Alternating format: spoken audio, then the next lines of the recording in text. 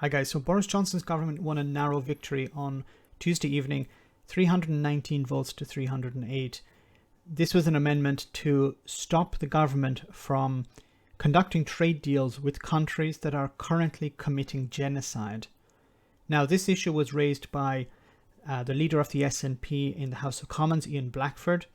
And of course, Boris Johnson couldn't leave it at trade and genocide. He had to attack the SNP as well. And I want you to wait until the end.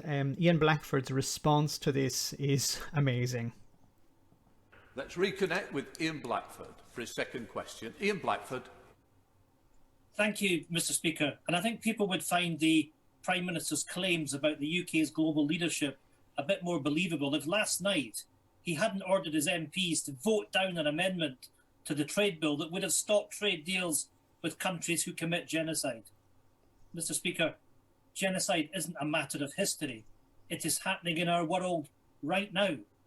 The international community has stood idly by as Uyghur Muslim men, women and children are forced into concentration camps in China's Xinjiang province. Yesterday, the outgoing US Secretary of State officially said that genocide was taking place, and the incoming Secretary of State, Antony Blinken, agrees with his view. Is the Prime Minister prepared to follow that lead? Is he prepared to stand up today and clearly state that genocide is being committed against the Uyghur population in China? If he is, will he urgently work with the new Biden administration Prime Minister. to the UN Security Council Prime Minister. so that international pressure can be brought to bear on China? Okay. What happened was there was an amendment, of course, as I said before, to stop the government from conducting business with regimes that are currently engaged in genocide. Now, I have criticized the European Union for engaging with China and perhaps not being more forceful in dealing with this issue of the Uyghurs. I hope that they will put pressure on the Chinese government to deal with this. Boris Johnson, I don't think really cares either way. He doesn't care about fishermen. He doesn't care about people on universal credit. He doesn't care about businesses in Northern Ireland. Does anyone seriously think that Boris Johnson cares about people who are being oppressed in China? Mr. Speaker, the right honourable gentleman knows very well that the attribution of genocide is a judicial matter, but I can say for myself that I regard what is happening in Xinjiang and what's happening to the Uyghurs as utterly abhorrent, and I know that. Then why did you instruct your MPs to vote against the amendment? Like, Boris Johnson should be defending his vote on this amendment. Instead, he's starting to talk about something else. Members on all sides of the House share that view, and I commend to him the excellent statement by my right honourable friend, the Secretary of State for the Foreign Commonwealth and Development Office, very recently on what was happening there and the steps we are taking to prevent British commercial engagement with goods that are made by forced labour in Xinjiang. And once again, does anyone truly believe that Boris Johnson cares about what's happening in Xinjiang? Really?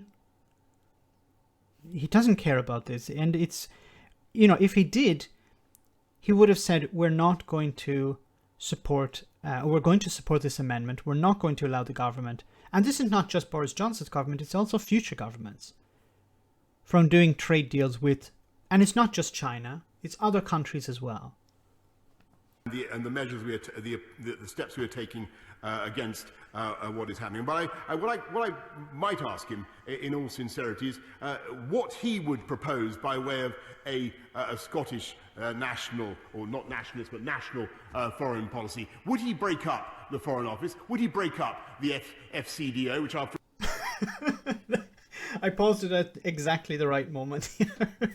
This is Ian Blackford's response to Boris Johnson. Once again, Boris Johnson can't go 5 minutes without attacking the SNP. This is a question about genocide. This is a question about trade. And, we just hear bluster and then finally an attack on the SNP. Can Boris Johnson not just answer the question and leave it at that? You know, I wonder if Ian Blackford asked a question about, I don't know, Prosecco wine, would Boris Johnson turn it into an attack on the SNP? Probably. Has a big branch in East Kilbride. Another pathetic response from Boris Johnson. Look,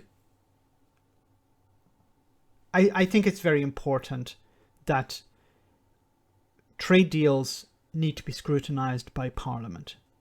You know, if the government say, look, we're not going to stop if Boris Johnson's government say we're not going to allow Parliament to stop us from doing trade deals with regimes that are engaging in genocide, at least let Parliament scrutinize the deal. But that's not happening. Parliament are not going to be allowed to scrutinize any of these deals. So Boris Johnson could agree anything with any regime and Parliament will have no say.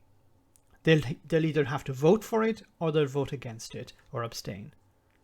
They won't actually be able to understand what are the details in the trade deal.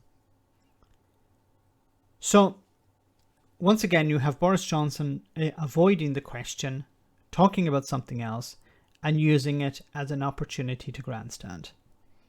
Let me know in the comment section, guys, what you think. As always, your comments are greatly appreciated. Thanks a lot.